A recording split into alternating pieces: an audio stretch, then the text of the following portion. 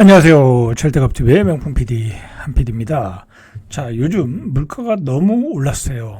자, 그 물가가 오른 것에 대해서 이게 집값에 그대로 반영되고 있고, 재건축 아파트에도 그대로 반영되고 있어요. 자, 신반포 27차 재건축 아파트 반포죠. 자, 3.3제곱미터당 900만 원을 책정했어요. 900만 원이면 서울시 전체 평균으로 보면 뭐 그렇게 약한 건 아니에요. 그렇다고 많은 건 아니에요. 근데 여기는 고급 아파트를 지향하니까 좀 싼 편이죠. 자, 그런데 이 가격 가지고는 공사를 못 하겠다. 당신들이 요구하는 사양대로 져주려면 이 가격 가지고는 안 되니까 3.3제곱미터당 1,300만 원을 내라 라고 이제 시공사는 요구하고 있고 협의 중이라는 거예요. 자, 제가 이 이야기를 꺼낸 것은 뭐냐면 이것 때문에 재건축이 진행이 안 된다라기보다는 자, 우리 이 주택시장 지금 대한민국 경제를 짓누르고 있는 것은 물가 폭등이다 라는 것을 강조하기 위해서 이 이야기를 먼저 시작했습니다. 자, 그래서 재건축 사업들이 다 지금 진행이 안 되고 있다라고 앞으로의 공급에 대해서 걱정을 많이 하고 있어요. 자, 이렇게 원자재 가격이 폭등을 하고 있는데 얼마나 폭등했냐 보니까 철근 시멘트 가격이 2022년 이후에 20%, 30% 올랐고 20%에 30% 올랐고 건설 분야 물가 지수도 118, 2020년에 118에서 지난해 2월 153, 그러니까 작년이죠. 작년에 153으로 올랐다. 자, 이렇게 오르면서 이제 이 건설 공사비가 올라갔다라는 얘기예요. 자, 물론 이 원자재 값만 올라가지고 이렇게 물가가 이렇게 분양가가 폭등한 건 아니죠. 당연히 이제 집값이 올라가니까 땅값도 올라갔죠. 그 땅값 상승분을 분양가에 반영을 하다 보니까 이렇게 전체적으로 다 올라온 거예요, 사실은. 자, 근데 어떻게 되겠어요? 이제 분양이 안 되면은 이제 가격이 따로 떨어지겠죠. 그죠? 떨어지겠죠. 그런데 서울에서 지금 분양이 뭐 그렇게 안 되는 편은 아니잖아요. 그죠? 뭐 어떻게든 줍줍으로 해결이 되잖아요. 정부가 규제 완화를 하는 바람에. 자, 그렇기 때문에 계속 그 분양가가 올라가고 있는 거예요, 지금. 자, 이래서 반포, 잠실 이런 지역도 지금 시공사 선정하는 게 어렵다라는 거예요. 자, 요즘 제가 느끼는 것은 뭐냐면 이제 내일이죠. 내일 이제 수원에서도 영통자이를 이제 분양하거든요. 그게 이제 한 이것저것 합치면 11억이 넘어요. 뭐 저는 그렇게 위치가 그렇게 좋다고 보진 않아요. 옆에 지역 난방공사라는 게 있잖아요. 그죠? 혐오시설이잖아요. 근데 뭐 그 전체적인 입지는 뭐 그렇게 나쁘지는 않겠지만 그러나 옆에 혐오시설이 있는데도 불구하고 뭐 상당한 많은 사람들이 보고 갔다라는 이야기는 들었어요. 자, 이제 그게 어떻게 되냐가 굉장히 중요한 것 같아요. 그 11억이라는 뭐 아주 상급지는 아니잖아요. 거기가 수원은 광교가 상급지니까. 그런데 그게 분양이 된다라고 하면 이제 수원의 시장도 그 전후 가격으로 이제 분양가들이 다 형성돼서 나올 가능성이 많아요. 그러니까 지금 사람들이 혼란스러워하는 것은 분명히 가격이 엄청나게 비싼 가격이 나오는데 분양이 되더라 이거예요. 자, 그게 뭐냐면 결국은 물가와 인플레이션이에요. 그죠? 어쩔 수 없이 오르는 물가, 거기에 따른 인플레이션, 어쩔 수 없이 비싸도 사야 되는 상황. 그 수요가 청약을 하고 계약을 하고 있다라는 거야. 그거를 평균적으로 또 볼 수도 없고 그런 상황이 지금 전개되니까 헷갈려 하고 있다라는 거예요. 우리 수요자 입장에서는. 자, 여러분들 이게 사실은 냉정하게 보면은 이게 이제 저금리에서 시작된 거잖아요. 저금리가 시작되면서 돈이 많이 풀면서 부동산이 폭등하고 물가도 폭등한 거잖아요. 결국은 이 저금리라는 것은 뭐냐면 항상 얘기하지만 이 기득권들을 위한 거야. 그죠? 저금리가 돼가지고 자산을 불린 사람은 한마디로 기본 자산이 많았던 사람 아니면 현금이 많았던 사람, 그런 사람들이 이 재테크 시장에서 많은 돈을 번 거야. 일반 서민들은 이 폭등한 물가에 오히려 더 살림은 쪼그라들고 심지어는 벼락거지가 됐고, 그리고 나는 가만히 있었는데, 나는 열심히 돈을 모았는데 분양가가 6억이던 게 7억이던 게 11억이 된 거야. 그죠? 결국은 땅을 가지고 있는 사람, 그죠? 그 다음에 현금을 많이 가지고 있는 사람, 그런 사람만 어떻게 보면 벼락부자가 된 거야. 이 저금리는. 그러니까 이 저금리라는 것은 어떤 그 자본주의, 이제 뭐 자본주의를 제가 부정하는 건 아니에요. 이제 그렇다라는 거지. 그 자본주의 시스템, 그죠? 이 우리가 이 후기 자본주의 시스템에서의 그 어떤 그 말기적 현상, 이 양극화를 시키는 말기적 현상, 그런 것 같아요. 자, 그것만 문제가 되는 게 아니라 모든 재테크 시장에서 지금 폭등을 했고 조정받고 또 다시 폭등하고 막 그러잖아요. 그 대표적인 데가 어디예요? 비트코인이죠. 그죠? 비트코인이죠. 뭐 그런 시장에서 일반 참여자들이 참여해가지고 많은 재산을 쌓았겠어요? 그렇지 않겠죠? 자, 그 다음에 최근에도 이제 주식시장이 폭등하는데 요즘 주식시장의 특징이 뭐냐면 개인들이 오늘도 일조를 팔더라고요. 하루에 몇 천억씩 팔더라는 거야. 한 500에서 지금 몇인가요? 한 2,600 얼마죠? 한 2,400에서 한 600 사이 가는 사이에, 하루에 몇 천억씩 파니까 지금 한 10조 이상, 13조? 올해 들어서 한 13조를 팔았다는 것 같아요. 그렇게 판 적이 없어요. 희한한 현상이에요. 자, 그러면 그 개인들이 먹고 파는 것도 아니잖아요. 다 본전에 나오거나, 그리고 뭐 익절을 하거나, 손절을 해서 나오는 거잖아요. 그러니까 개미들도 못 벌어. 그죠? 또, 대자본가들, 그죠? 돈을 많이 굴리는 사람들, 그런 헤지펀드들, 그런 그룹들만 돈을 버는 거야. 결국은, 이런 저금리 시장에서, 일반 그 개미들은 주식에서 돈도 못 벌어, 코인에서도 돈 못 벌어, 그리고 부동산에서는 고분양가의 집값을 좀 지불하고 있다라는 거야. 그죠? 그러면 어떻게 되겠어요? 상대적 박탈감이 생길 수밖에 없죠. 그 결과가 뭐예요? 결혼을 안 한다 이거죠. 결혼 안 한다. 특히 젊은이일수록 10억, 11억에 어떻게 분양을 받냐. 그죠? 지금 전세 간신히 3억 그 전세 대출 받아가지고 살고 있는데 어떻게 내냐. 그런 것이다라는 거예요. 여러분들 이게 지금 돌아가는 판세야. 판세. 여러분들 이 상황을 명확히 인식해야 돼. 제가 이 상황을 가지고 이야기하는 것은 여러분들이 이런 상황에 대해서 뭐 불만을 가져라 그런 게 아니라 이 판이 어떻게 돌아가는지 알고 여러분들이 대처를 하셔야 돼. 여러분들 그냥 소위 말해서 그냥 그 월급만 받아서 집을 사서 그 돈 가지고 모아서 집을 사겠다? 그거 이제 불가능해졌다니까. 여러분들 수원에서 그러니까 내일 결과가 나오겠죠. 그죠? 내일 결과가 영통자리에서 나오는데, 자, 이게 만약에 11억의 분양이 완판이 된다고 하면 한 10대 1 안팎으로 나오면 완판이라고 봐야 되겠죠. 한 5대 1 이상 나오다 거의 완판이 될 거로 보는데, 그렇게 되면 여러분들 이제 수원에서도 이제 최소한 9억, 10억, 11억의 분양을 받아야 된다라는 거야. 그리고 저기 입지가 떨어지는 저 외곽 쪽은 한 6, 7억에 받아야 된다는 얘기야. 그죠? 그렇게 어려운 상황으로 가고 있다라는 거예요.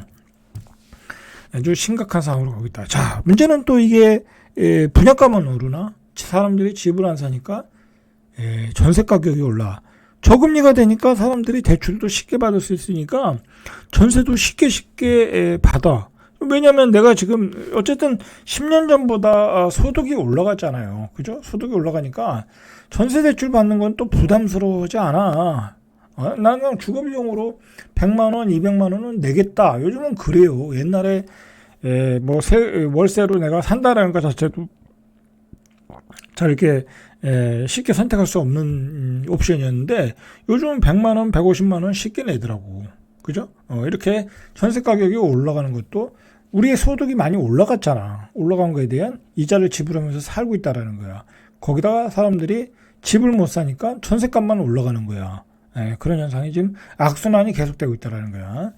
자, 특히 지금 의대 뭐 증원한다고 하니까 학군지의 전세 가격이 올라가고 있어요. 당연하죠, 이제. 예, 뭐 의대 가는 그 코스가 예전보다 2배로 많아졌으니까 너도 나도 의대 가겠다고 학군지로 몰려드는 것 같아요. 그래서 일주일 새에 8천만 원 올랐다. 자, 빅데이터 아실에 따르면 서울 아파트 전세 매물이 총 33,417건인데 한 달 전보다 5% 감소했다. 뭐 요즘은 철이니까 당연히 뭐 이건 이사철이니까 당연한 거고, 지난해 12월 36,000건에서 쌓였다가 봄 이사철이 오면서 전세 계약 체결로 줄어들고 있다. 그러면서 조금씩 전세 가격이 올라가고 있다라는 거예요. 자, 마포구 안동이 163건에서 97건으로 줄어들었고, 영등포구 여의도동도 한 22%, 강남구 대치동도 19%, 서초구 반포동도 14% 이렇게 줄어들고 있다라는 거야. 여러분들, 지금 의대 그 파업 때문에 문제가 많잖아요. 난 잠깐 그 얘기를 하면 참 이 사건을 보면서 놀라웠던 게 뭐냐면, 뭐 서로 간의 입장이 있겠지만, 의사들 입장도 있고 정부 입장도 있겠지만, 그렇다고 뭐랄까요, 전부 다 파업을 하고 나온다라는 것은 상식적으로 도저히 이해할 수가 없는 거죠. 그렇다고 그게 외국에서 그런 사례가 있었냐? 그러면 외국은 또 그런 사례가 없어. 거기에 한국 문화의 특유성이 나타나는 것 같아. 우리나라의 아주 특이점이. 그것도 우리나라에서 최고로 공부 잘한다는 사람들이잖아요. 인텔리고 어떻게 보면 대한민국의 오피니언 리더들인데, 야, 그 사람들이 이 환자들 생명을 담보로 해서 나오는 발언들이 아주 기가 막히잖아요. 뭐 정부는 우리를 이길 수 없다. 뭐 이거보다 더한 엄청난 재앙이 닥칠 것이다.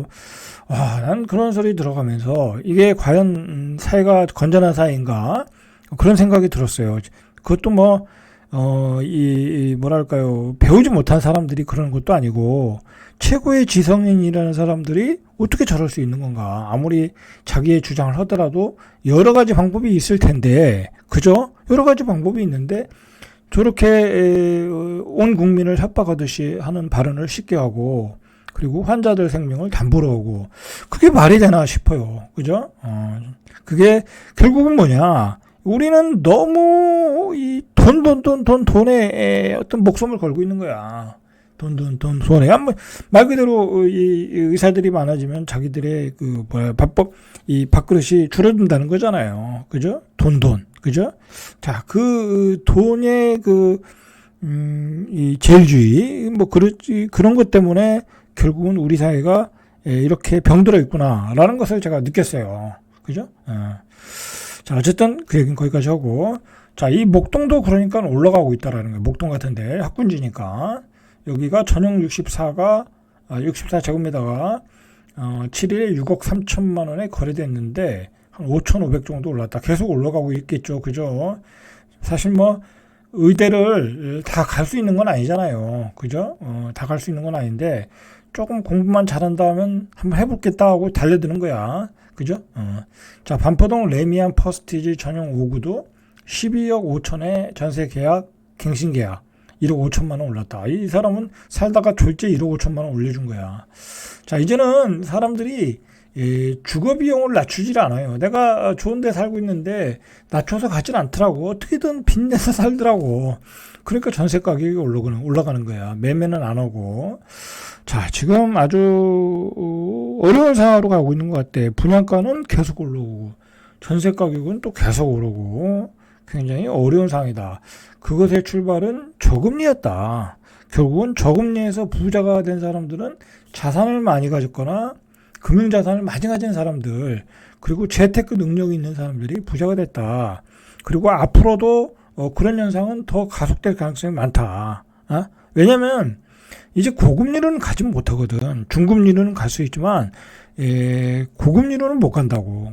그러면 또 경기가 안 좋다고 하면 또 저금리로 갈 거라고. 그럼 저금리로 가면 어떻게 되겠어요? 또 이런 투기적인 거래들이 나올 수도 있다라는 게 문제고, 그렇게 되면 재테크에 대해서 모르고 뭐 투자할 줄 모르면 그냥 영원히 그냥 벼락거지로 가는 거야. 계속 폭등하는 가격에 폭등하는 분양가에 집을 살 수밖에 없는 대한민국의 우울한 현실이 계속 기다리고 있다라는 거죠. 자, 한국부동산원에 따르면 서울의 전세가율이 많이 올랐잖아요. 지난 9월에 63.1%래. 이렇게까지 올라왔네요. 지난달에는 63.6%, 0.5% 올랐고 5개월 연속 올랐다라는 거예요. 자, 앞으로 이 문제가 뭐냐면 입주 물량이 적다라는 거야. 전년 동월 대비 약 44% 감소했고, 그래서 1933가구밖에 안 되고, 내년 전국 아파트의 입주 예상 물량은 24만 2,421가구인데 이게 2013년 이후 최저라는 거예요. 이때가 최고 경기가 안 좋을 때잖아요. 부동산 바닥일 때도 19만 9,633이었는데 내년에 전국의 아파트 입주 예상 물량은 24만 가구밖에 안 된다라는 거야. 적다라는 거죠. 뭐 요즘 적을 수밖에 없지. 앞으로도 더 적을 수밖에 없지. 지금 뭐 지방에서 아파트 짓질 않잖아요. 서울도 지금 자꾸 줄어들고 있고. 왜? 물가가 폭등하니까. 그죠? 왜냐면 폭등한 물가를 반영해서 아파트를 쳐야 되는데 그 가격엔 분양이 안 돼. 응? 차라리 구축 사는 게 낫지. 자, 어쨌든 이렇게 전세 가격이 올라가고 있어요. 올라가고 있는데 서울의 전세 가격도 0.05% 올라서 39조 연속 상승이야. 그러니까 전세 가격은 앞으로도 계속 올라갈 거예요. 그죠? 어쩔 수 없어요. 뭐 사람들이 집을 안 사고 주거의 질은 낮추진 않고, 그죠? 올라갈 수밖에 없죠. 노원구도 0.77, 강남구도 0.32, 양천구도 0.30. 자, 얼마까지 올라갈까요? 글쎄요. 어쨌든 63%다. 근데 한 80%까지 갈 때까지 계속 올라가는 거야. 그렇게 보시면 돼요. 80%까지. 자, 그럴 때 이제 또 갭 투자가 또 성행하겠죠. 자, 월세도 당연히 올라가겠죠. 그죠?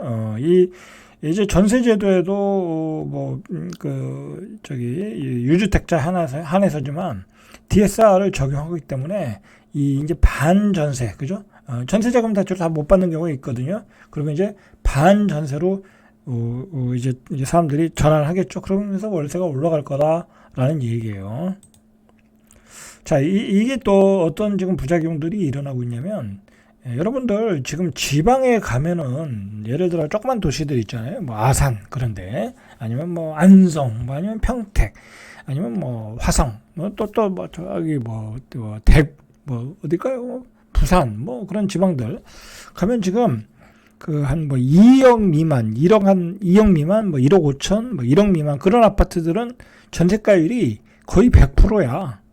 뭐 어떤 경우는 무자본 갭 투자도 가능하고 예를 들어 더 전세금리 매매가를 추월한 경우도 있어요.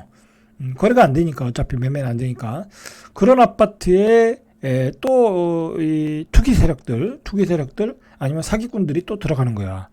제가 보기에는 투기 세력도 뭐 들어가겠지만 사기꾼이 들어갔을 때 큰 문제가 생기는 거야. 그런 아파트에. 왜냐면 그 사기꾼들이 빌라를 다 해먹었잖아. 화곡동 빌라를. 부천 빌라, 인천 빌라 다 해먹었잖아. 그러면 그 다음에 걔들이 어디에서 또 작업을 하겠어요. 그런 아파트 가서 하는 거야.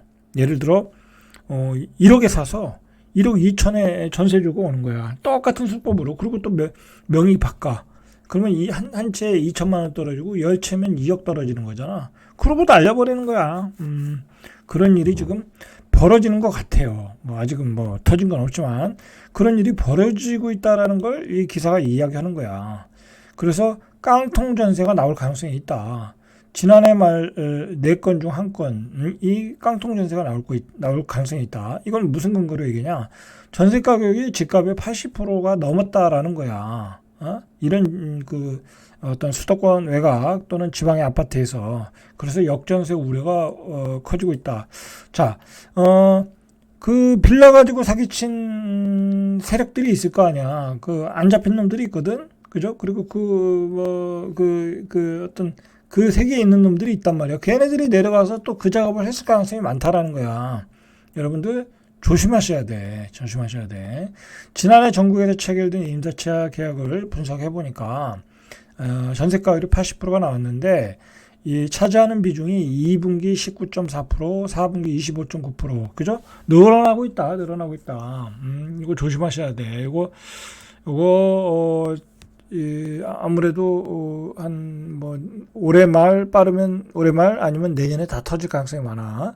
자, 지역별로 깡통 전세 의심 거래 비중을 보니까 이 전라북도 57%, 그죠? 이런 지방들 충청북도 55%, 경상북도 52%, 경남 48%, 그죠? 이거 다 조그만 도시들 아니야, 그죠? 그리고 서울도 5.1%, 세종도 7.5%, 제주도도 12.9%, 경기도도 19%, 이렇게 깡통 전세의 가능성들이 높은 도시들에서 이렇게 높은 비율이 나오고 있다라는 거야. 자, 여러분들 조심하셔야 돼. 특히 그 지방의 소도시에서 전세로 들어가시는 분들은 철저하게 가격과 임대인의 어떤 그 다주택자인지, 그다음에 뭐 사기꾼이 아닌지 잘 판별을 하셔가지고 선택하셔야 돼요. 안 그러면 큰일 날 가능성이 있어요. 지금 나오는 그 통계를 보니까. 자, 이상 절대값TV의 명품 PD 한 PD였습니다.